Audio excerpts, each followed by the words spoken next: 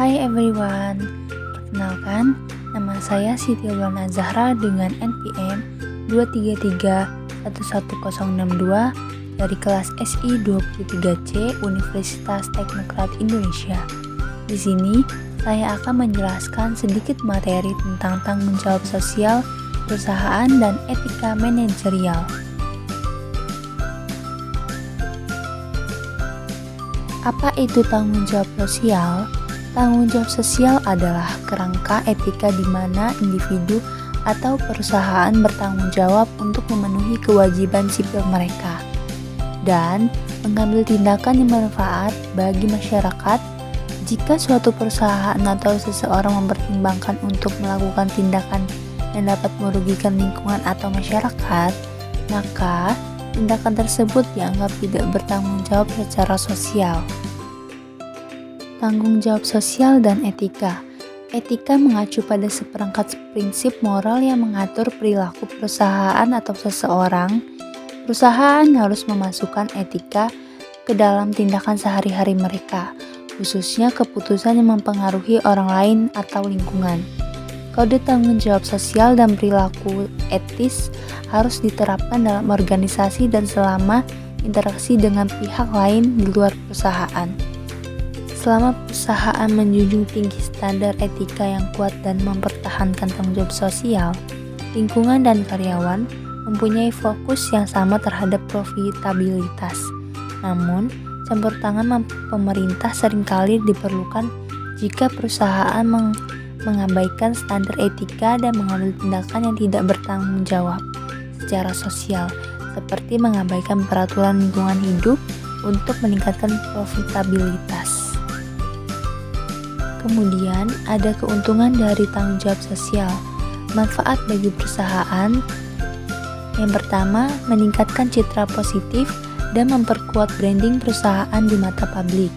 Yang kedua, membuka kesempatan kerjasama baru antara perusahaan dengan pihak lain. Yang ketiga, meningkatkan kesejahteraan masyarakat yang menjadi target CSR dan meningkatkan kelestarian lingkungan hidup dan sosial. Kemudian, manfaat bagi masyarakat, meningkatkan kesejahteraan masyarakat, memperbaiki lingkungan hidup, dan membantu pemerintah dalam mewujudkan kemajuan bangsa dan negara. Sedangkan manfaat bagi pemerintah yaitu mendukung program pemerintah terkait kemajuan bangsa dan negara. Selanjutnya, dimensi etika dalam manajemen. Etika dalam manajemen mencakup berbagai dimensi yang penting untuk dipahami oleh para manajer dan pimpinan perusahaan.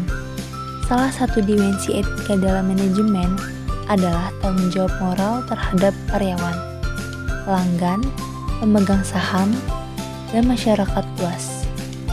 Etika juga berkaitan dengan keputusan yang diambil oleh manajer dalam mengelola perusahaan, termasuk dalam hal pengambilan keputusan yang adil dan bertanggung jawab.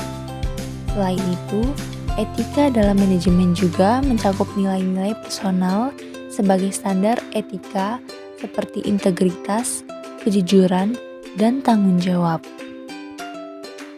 Nilai personal sebagai standar etika. Nilai atau value sendiri pada dasarnya merupakan cara pandang ideal yang mempengaruhi cara pandang, cara berpikir, dan perilaku dari seseorang. Nilai personal atau personal values pada dasarnya merupakan cara pandang, cara pikir, dan keyakinan yang dipegang oleh seseorang sehubungan dengan segala kegiatan yang dilakukannya. Kemudian, nilai personal terdiri dari nilai terminal dan nilai instrumental. Nilai terminal pada dasarnya merupakan pandangan dan cara berpikir seseorang yang berwujud melalui perilakunya, yang didorong oleh motif dirinya dalam meraih sesuatu. Kemudian nilai instrumental adalah pandangan dan cara berpikir seseorang yang berlaku untuk segala keadaan dan diterima oleh pihak sebagai sesuatu yang memang harus diperhatikan dan dijalankan. Selanjutnya ada konflik nilai. Konflik interpersonal pada dasarnya terjadi di dalam individu dan antar individu. Kemudian, konflik individu organisasi pada dasarnya merupakan konflik yang terjadi pada saat nilai yang dianut oleh individu berbenturan dengan nilai yang harus ditanamkan oleh perusahaan. Yang ketiga, konflik antar budaya. Pada dasarnya merupakan konflik antar individu maupun antara individu dengan organisasi yang disebabkan oleh adanya perbedaan budaya di antara individu yang bersangkutan atau juga organisasi yang bersangkutan.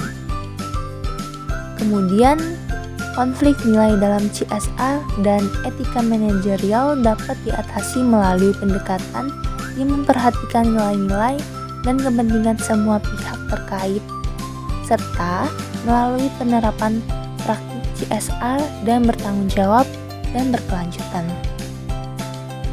Berbagai isu seputar manajemen. Berikut adalah contoh dari tindakan tidak etis atau tidak legal dalam sebuah manajemen perusahaan. Yang pertama, penggunaan obat-obatan terlarang. Yang kedua, pencurian oleh para pekerja atau korupsi. Ketiga, konflik kepentingan. Keempat, pengawasan kualitas. Kelima, quality control. 6. Penyalahgunaan informasi yang bersifat rahasia. Ketujuh, penyelewengan dalam pencatatan keuangan. Kedelapan, penyalahgunaan penggunaan aset perusahaan. Yang kesembilan, pemecatan tenaga kerja. Yang ke-10, polisi lingkungan.